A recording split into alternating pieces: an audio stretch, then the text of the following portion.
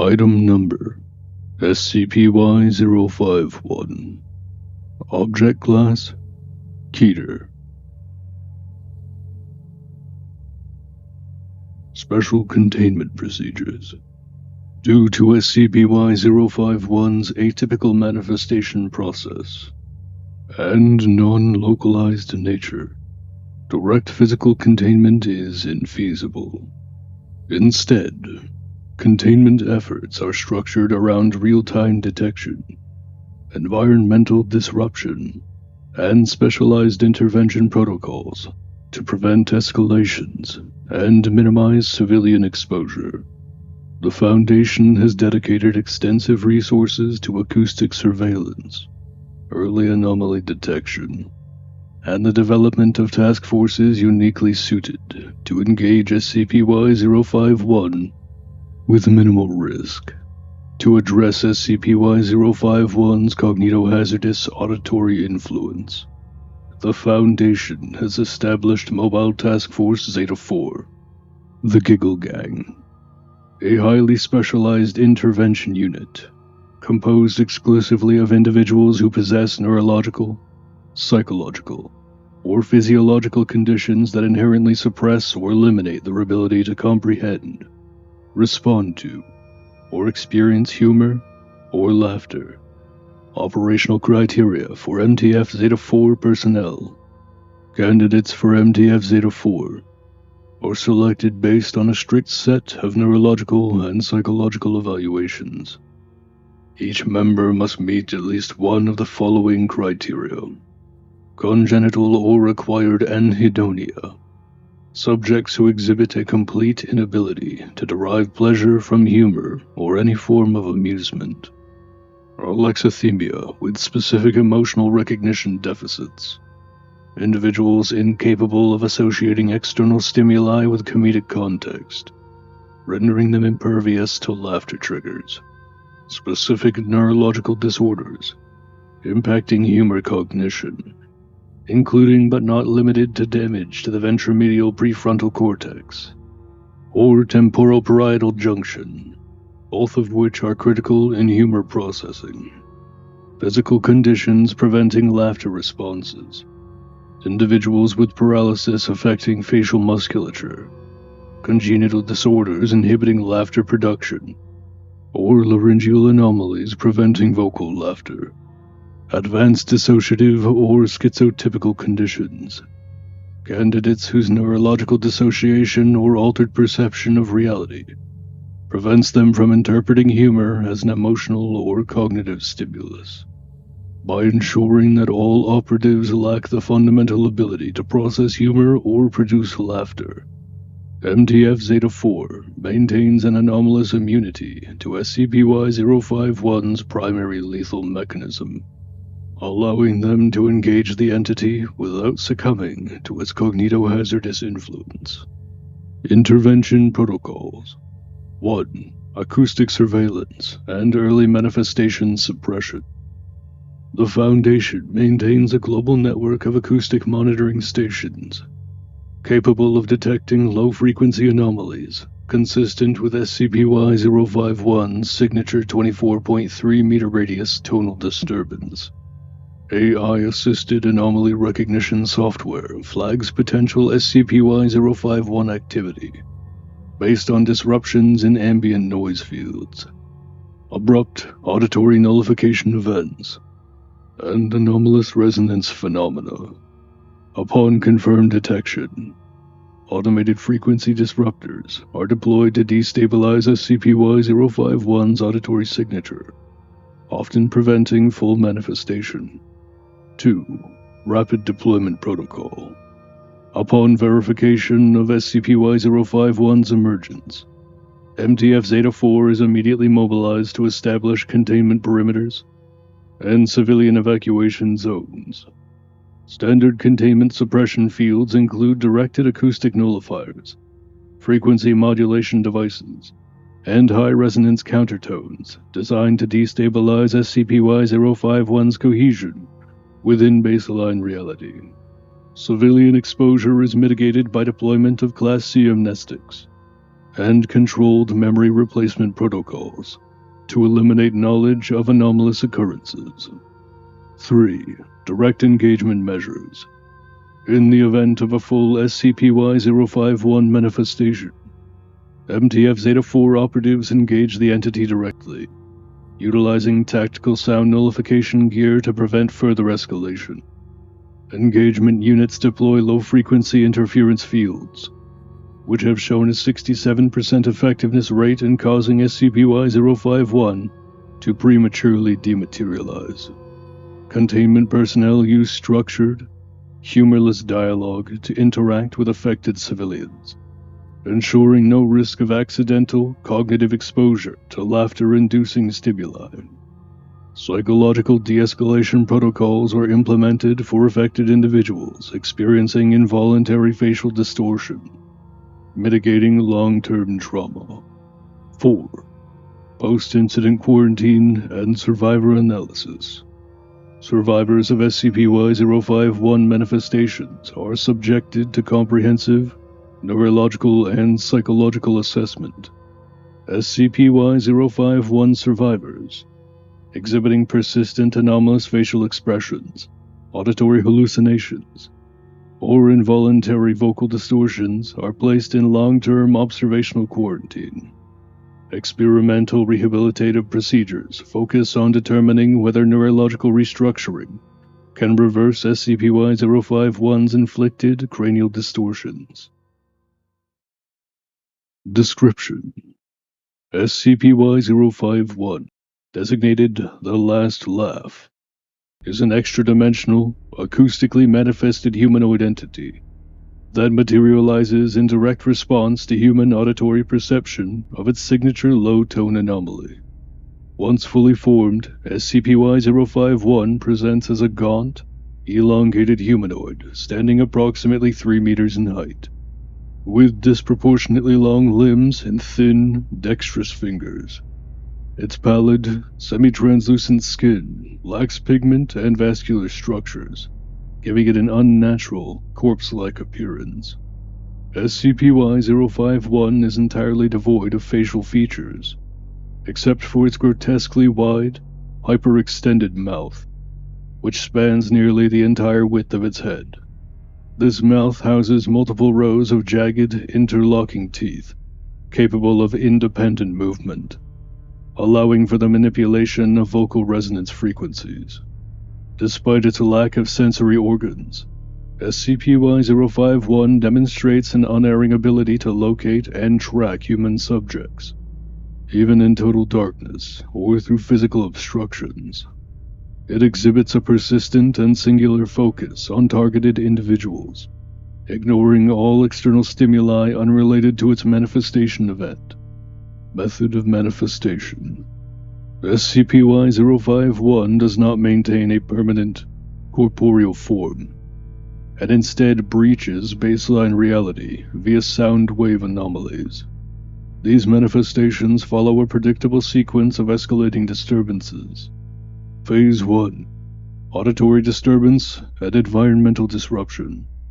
SCP-Y-051's emergence is preceded by an omnipresent, low-frequency tone, detectable within a 24.3-meter radius.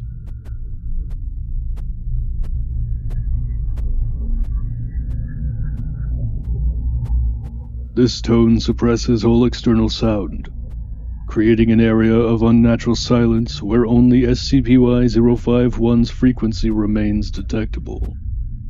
Surveillance footage captures environmental vibrations in SCP-Y-051's emergence zone, often seen as localized tremors, distortions in light refraction, and subtle warping of materials.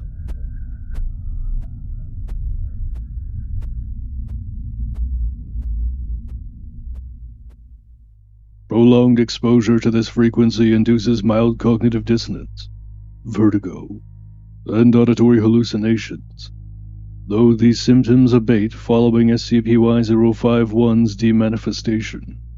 Phase 2: Partial materialization and environmental interaction.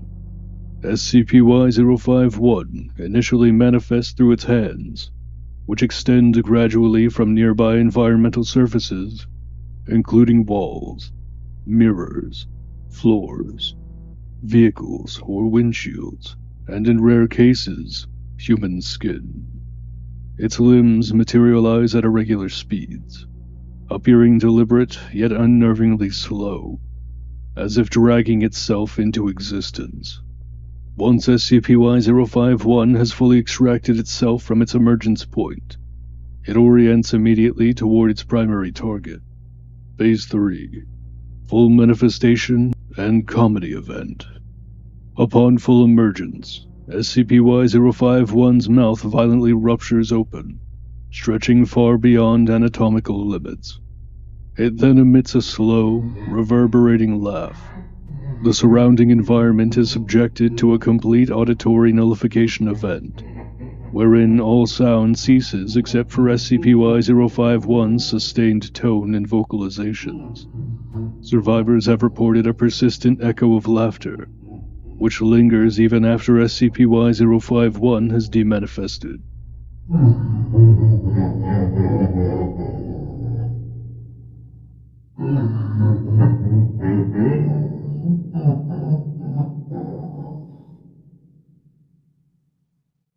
Historical and Provisional Reality-Y-1 connection.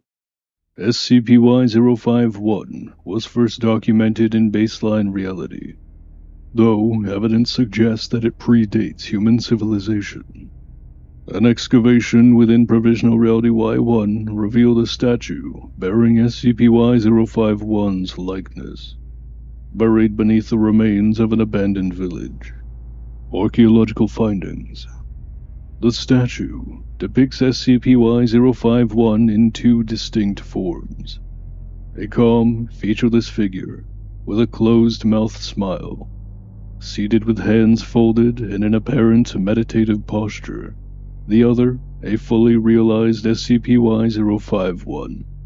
Its grin hyperextended, fingers reaching outward as if emerging from stone. Surrounding cave paintings illustrate ritualistic depictions of SCP-Y-051, suggesting it was either worshipped or feared by the ancient inhabitants. The village structures show evidence of rapid abandonment, with personal belongings left intact, implying that SCP-Y-051 may have been directly responsible for their disappearance. The statue's deliberate burial suggests an ancient attempt to suppress SCP-Y-051's influence, raising critical questions regarding its origin, past containment efforts, and whether current containment measures are sufficient to halt its long-term propagation. Addendum Y-51-1. Discovery of abandoned village in Provisional Reality-Y-1. Archaeological findings and cultural analysis. During an extensive, deep penetration exploration mission into sectors of Provisional Reality-Y-1, Foundation operatives uncovered a desolate, yet eerily preserved village, long abandoned but showing no significant decay beyond natural erosion. The settlement displayed a unique architectural design, incorporating stone-carved dwellings, wooden totems, and subterranean structures, many of which exhibited ritualistic markings and anomalous inscriptions. The most significant discovery was the unearthed central statue, depicting a tall humanoid figure, eerily resembling SCP-Y-051. This buried effigy, found beneath layers of deliberately collapsed stone and organic debris, suggests that the village's inhabitants attempted to seal away or suppress SCP-Y-051's influence. However, analysis of recovered artifacts and inscriptions paints a more complex narrative, one in which SCP-Y-051 was once revered not as an entity of terror, but as a divine embodiment of joy and peace. Subsequent excavations have revealed compelling evidence that SCP-Y-051's transformation into its current, cognito-hazardous and lethal state was not an intrinsic trait, but rather the result of centuries of ritualistic abuse and cultural degradation inflicted upon it by its former worshippers. The village's early relationship with SCP-Y-051. Anthropological and linguistic reconstruction efforts have yielded significant insights into the village's early culture and its apparent symbiotic relationship with SCP-Y-051. Carvings, preserved text, and cave murals suggest that the entity was once a benevolent force, actively engaging with the village community. Depictions show SCP-Y-051 in a relaxed posture, its mouth closed in a gentle smile, hands resting in a passive stance. Attributes associated with SCP-Y-051 in its pre-corrupted state are as follows. 1. Harbinger of Joy. Ritual texts describe SCP-Y-051 as a manifestation of communal happiness, capable of dispelling sorrow and discord through its presence. 2. Guardian of the Settlement. Evidence suggests that SCP-Y-051 protected the village from external anomalies, potentially warding off dangerous entities that threatened the population. 3. Bringer of Laughter and Celebration. The entity was worshipped through music, storytelling, and communal laughter, with villagers gathering for nightly activities dedicated to it. These early records strongly suggest that SCP-Y-051 was not inherently malevolent, but rather an entity that thrived on positive emotional engagement, particularly laughter and communal bonding. However, stratigraphic analysis of the village suggests that over generations, the relationship between the entity and its human worshippers deteriorated drastically. Cultural corruption and the transformation of SCP-Y-051. At some point in the civilization's history, a dramatic socio-cultural and ideological shift occurred within the village. This shift is reflected in archaeological findings that document the progressive corruption. The following are some of the key indicators of cultural decline. 1. Transition from reverence to exploitation. Initially honored through joyful festivities, SCP-Y-051 became a subject of ritualized mockery and humiliation. Instead of voluntary celebrations, villagers were coerced into forced laughter ceremonies, often depicted with expressions of visible distress and discomfort. These ceremonies were seemingly enforced by the leaders of the village, in order to initiate the protective after effects of SCP-Y-051. 2. Grotesque artistic depictions. Earlier carvings show SCP-Y-051 in a peaceful, composed state, but later renditions depict its smile widening unnaturally, its posture growing more hunched and predatory, its hands clawing outward as if trying to escape from its situation instead of resting peacefully. 3. Shift in worship practices. Later records suggest violent or coercive rituals emerged, involving individuals being restrained and forced to perform before SCP-Y-051. Some records depict villagers with exaggerated smiles, holding their faces as if in pain, their eyes vacant and hollow. 4. Ritualized suffering. Several stone tablets reference the, quote, tearless festival, a practice wherein individuals were publicly humiliated, physically tormented, or psychologically broken until they, quote, laughed in devotion. As these practices grew in intensity, SCP-Y-051 itself appears to have changed in response. The entity's form became increasingly exaggerated, its smile grotesquely stretched, its laughter unnatural, its posture shifting from passive to predatory. As noted before, the village's eradication and final ritual, the culmination of this cultural and anomalous shift, appears to have resulted in the catastrophic destruction of the village. Evidence suggests that SCP-Y-051, after centuries of psychological and ritualistic abuse, underwent an irreversible transformation, its nature twisted into what it has now become. Final event indicators. 1. Mass death event.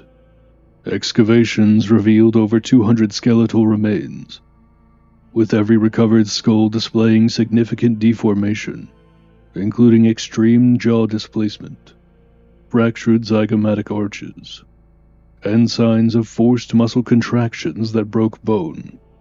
These injuries mirror modern SCP-Y-051 victims. 2. Sudden village abandonment. Structural analysis indicates a rapid, unplanned evacuation, with personal belongings left untouched. Homes showed no signs of conflict or external incursion, suggesting an instantaneous and total population collapse. 3. Burial of the statue. The most crucial finding was the deliberate burial of SCP-Y-051's effigy, performed after the destruction had already occurred. This suggests that the few survivors, if any, sought to seal or suppress SCP-Y-051 following its transformation. Final writings. Several broken stone tablets, recovered near a collapsed temple structure, contain partially legible inscriptions as follows. We should not have laughed. Joy has no future. We have broken the smile. These findings strongly indicate that the villagers unintentionally created the very horror that eradicated them. Implications for SCP-Y-051's nature and containment. This research has profound implications for understanding SCP-Y-051's behavioral patterns, triggers, and potential vulnerabilities. If SCP-Y-051 was once a benevolent force twisted into something monstrous, then its current anomalous properties may be a lingering, psychological imprint of its past abuse, reinforced every time it hunts a new target. Key implications for containment and research. 1. Potential for behavioral reversion. If SCP-Y-051's malevolence was conditioned rather than inherent, could targeted intervention reverse or mitigate its hostility? Site-Y1 plans to initiate a project to test such a theory. 2. Understanding forced laughter. SCP-Y-051's ability to compel facial expressions and induce unnatural laughter mirrors the final rituals performed in the village. This suggests that its attack mechanism may be a conditioned behavioral response rather than a fundamental trait. 3. Long-term cognitive echoes. Survivors of SCP-Y-051 encounters experience persistent auditory hallucinations and involuntary facial spasms, possibly linking them to the mimetic remnants of the original village's final moments. Incident Y-51-1. Location: USA.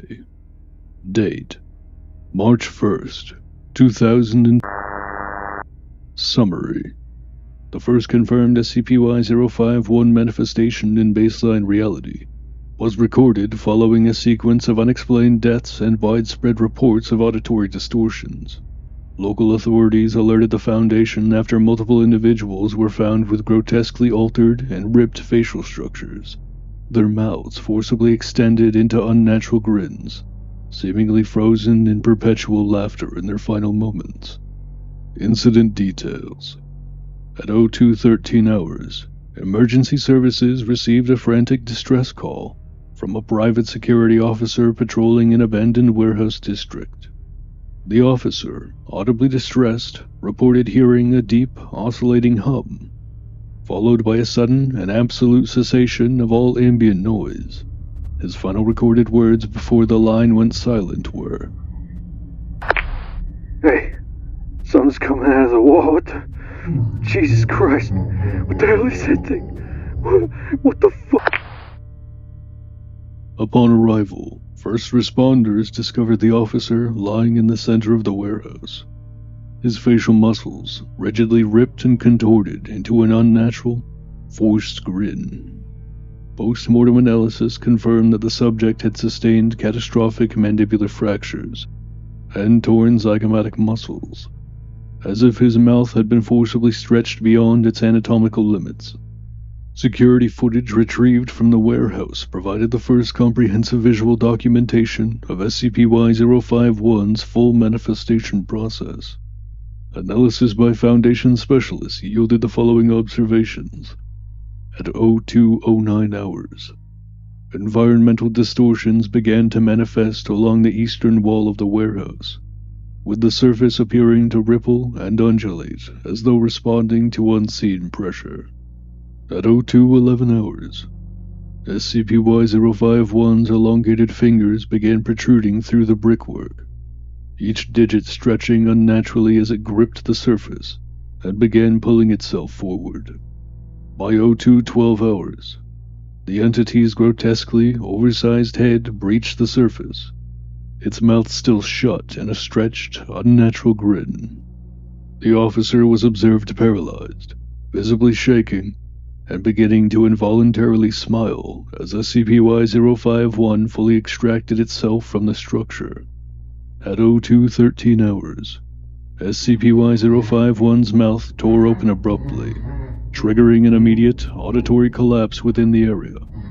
The remaining footage degraded into static.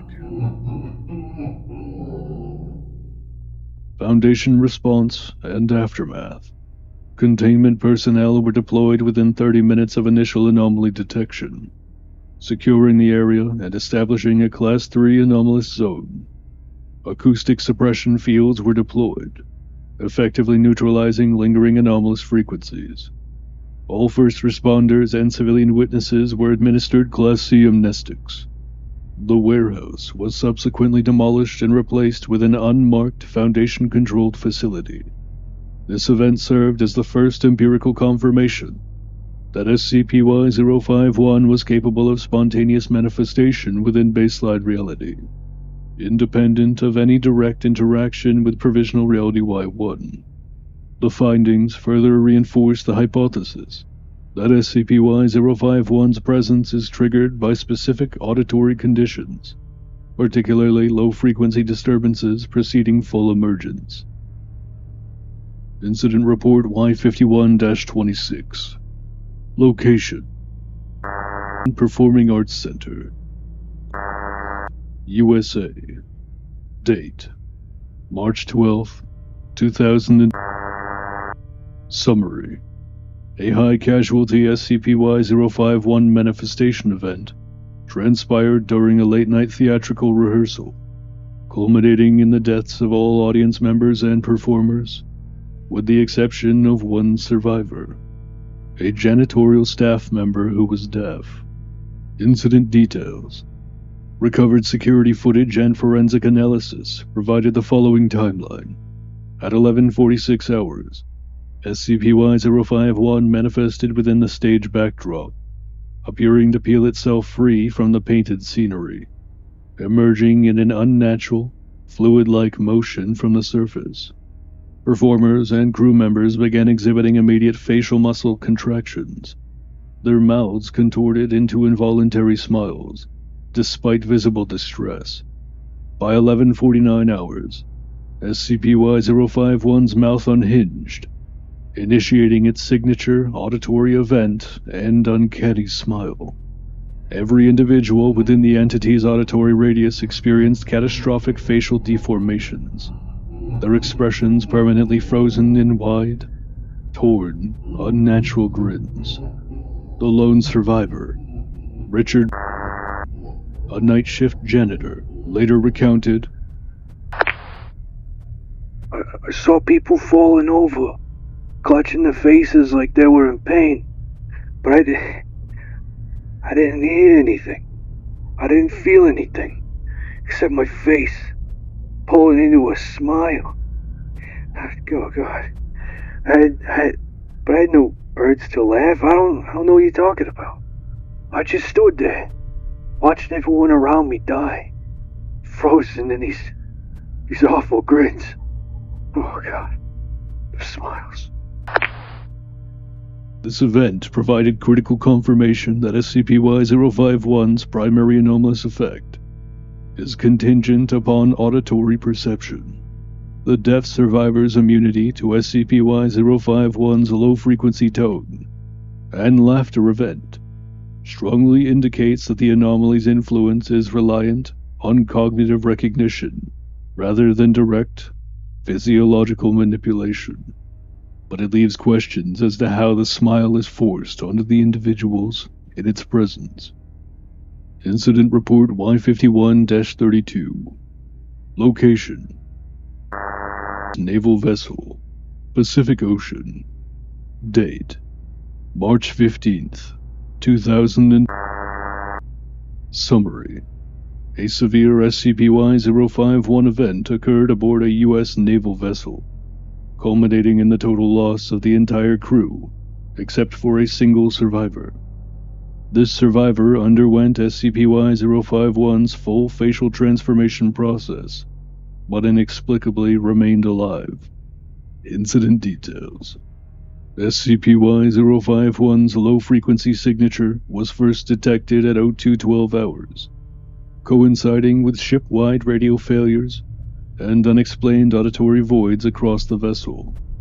At 0216 hours, multiple crew members began exhibiting forced facial distortions, progressing into short-lived, escalating compulsive laughter. By 0218 hours, SCP-Y-051 fully manifested within the ship's mess hall, where all but one crew member succumbed to its effects. The sole survivor, identified as Lieutenant Marcus Victor, underwent full facial transformation, yet survived, despite the irreversible anatomical changes to his mouth and jaw structure.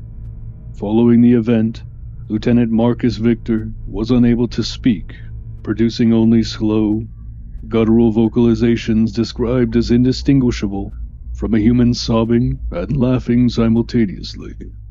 Foundation response and aftermath.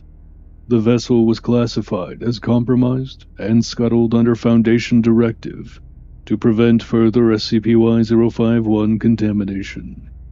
Lieutenant Marcus Victor was transferred to a high-security Foundation medical facility for long-term observation.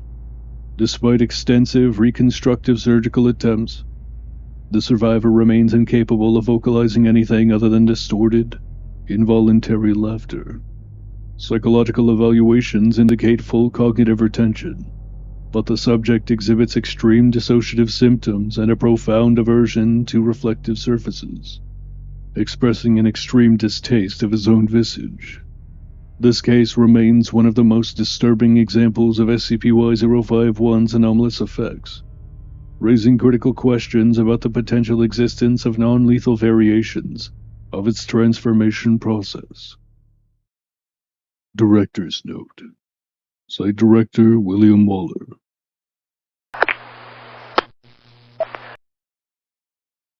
During my time in the highly classified Project Zeta-Zero, I had the opportunity to work under Dr. Vincent Knightley, the leading Foundation authority on deities, mythology, and belief-driven anomalies. Dr. Knightley, who also served as the previous Site-Y-1 director, once explained something to me that has stayed with me ever since. He said, "Many deities are like children, immature, rarely understanding why they want what they want, and shaped entirely by the thoughts and beliefs of those around them. Their very essence, their power, their perception of themselves is defined by those who revere them, fear them, or refuse to acknowledge them altogether. If you can rewrite history, then your deities are nothing more than a program waiting to be coded. This is one of many theories we'll be testing in this project. Are you prepared to rewrite history, Dr. Waller?" This statement echoes in my mind every time I read over the findings from the abandoned village in Provisional Reality-Y-1. The evidence overwhelmingly suggests that SCP-Y-051, at some point in its existence, may have been something else entirely. Not a predator, not a force of horror, but something shaped by how it was perceived, how it was treated, what it was exposed to, and how its role was defined by those who worshipped it. If Knightley was right, and I'm quite convinced that he is, if this principle applies not just to SCP-Y-051, but to other entities within our database, then we must ask ourselves an important question. What happens when the world sees God as the devil? What does he become? I believe we are witnessing that answer in SCP-Y-051.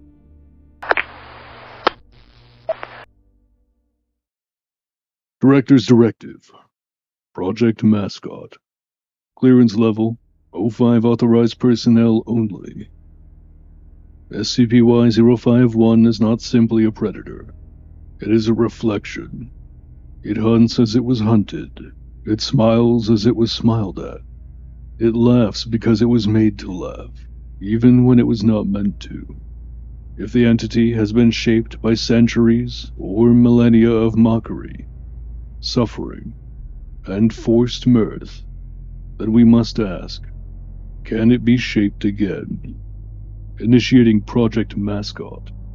Effective immediately, Project Mascot is authorized for long-term, wide-scale implementation. This initiative will employ a modified version of Project Zeta-Zero's cognitive seeding techniques, utilizing non-intrusive, culturally integrated information dispersal to slowly reframe the perception of SCP-Y-051 without lifting the veil. Methodology 1.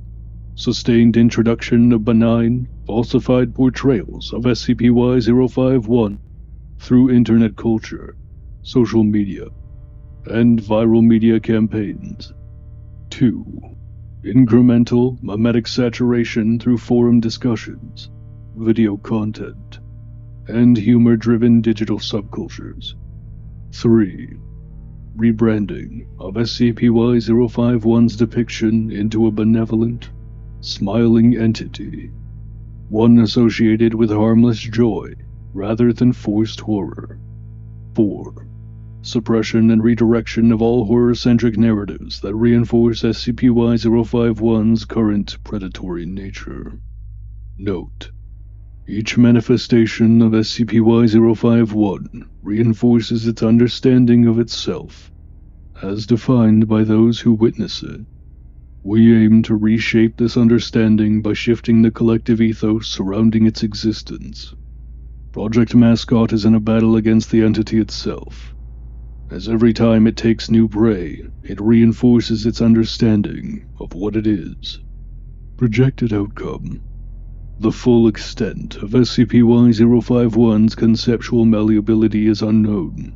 Centuries or millennia of torment have etched its form into something monstrous, but if belief and perception created it, perhaps they can mend it.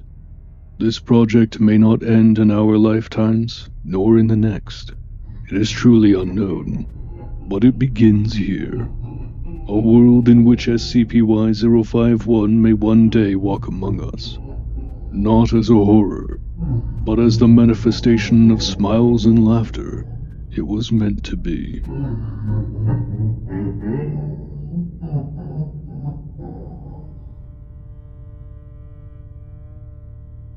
This is Director Waller, signing off on another report at Site-Y-1.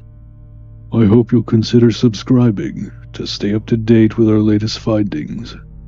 I eagerly look forward to having your audience in future reports.